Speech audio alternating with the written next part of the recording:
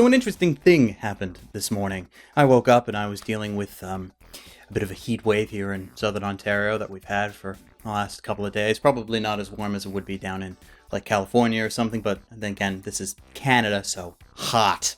And in the middle of this heat wave, I felt a feeling as if hell had started to freeze over. And then in my message feed, I saw the announcement made by Funimation and Crunchyroll today of a agreement between the two companies.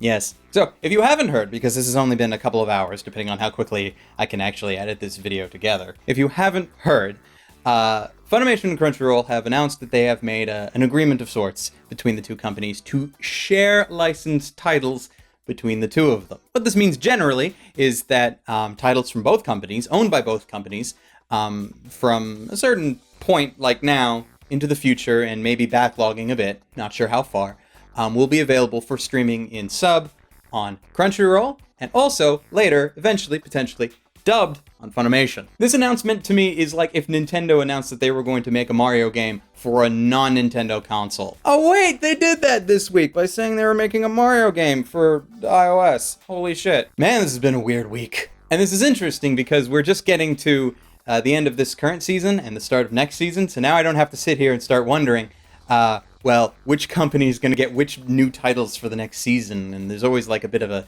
well, not really like of a betting war, but just kind of an internal gambling in my head trying to bet, okay, well, this company's probably going to get this, this, and this, and then they're going to get this, this, and this. Now they're both basically sharing the same pot, but at the moment, they've only shared a small little bit. So currently, Funimation has announced that at least three titles from Crunchyroll's current lineup, being Mob Psycho, Orange, and 91 Days, they're going to get broadcast dubs in the coming weeks.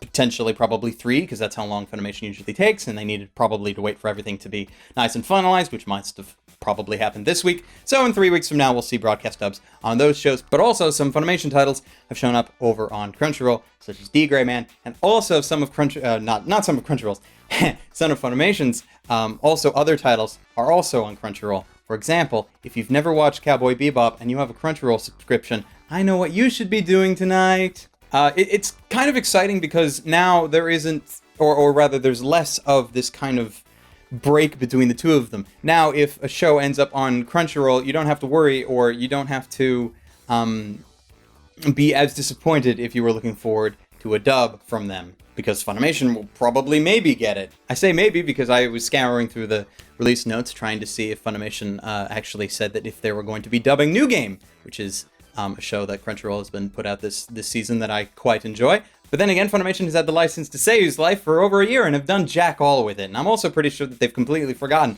they own the rights to the Steins Gate movie, because we haven't seen a peep from them about that either. But on the one hand, this seems like a good idea because it just means there's more options for us. We now can just go and get Crunchyroll if we just want subtitled stuff, and if we just want dub stuff, well, then the Funimation service is there, and also cheaper now.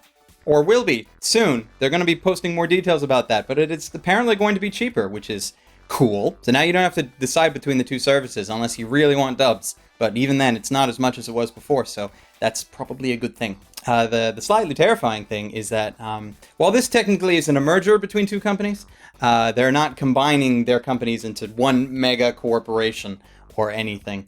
These kind of things do worry me when it comes to the competition. For example, I'm curious as to how Sentai Filmworks is going to be taking this whole agreement. And I'm curious about that mostly because anytime Crunchyroll has gotten titles in the past, because Crunchyroll only needs the streaming rights to a show, Sentai usually swoops in later and picks up the home video release and throws that out. But now with this agreement between Crunchyroll and Funimation, Crunchyroll's going to have the streaming rights, and Funimation's going to get the home video releases, which may potentially cut down on Sentai's pickups, but we'll have to see. Time will tell on that one. I'm also curious as to how Aniplex is going to deal with this sort of thing. It's one of those things where I'm not really sure what how these three companies have talked to each other in the past, because I know from like earlier in the year, the anime Erased.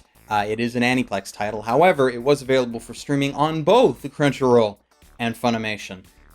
Although Aniplex is apparently taking care of the home video releases, which I don't know if they've done yet. I need to double check in on that because I'll need to pick up my copy. Also curious to how Viz is going to react to this. But then again, Viz is probably just going to continue doing what they do. Same with Nozomi and Discotheque and Media Blasters and Pony Canyon. So the TLDR is that there is now an agreement between Funimation and Crunchyroll. They will be sharing licenses, which will show up on both sites, mostly sub only on Crunchyroll and dub on Funimation.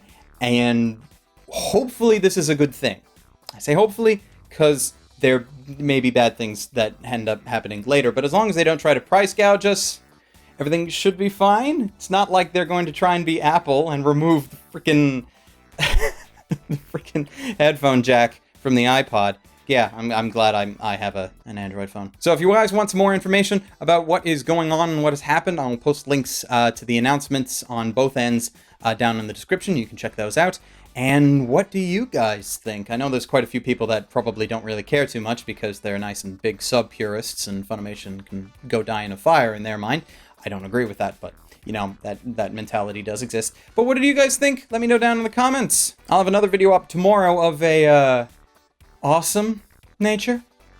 Yes, doing this again. And also there will be a review this weekend, assuming nothing bad happens, and another review next weekend that I have to refilm parts for because I now don't really know how the licensing for it works, because it went from Amazon to Crunchyroll to now potentially Funimation. So that'll be fun, but that'll be 2 weeks from now, I think.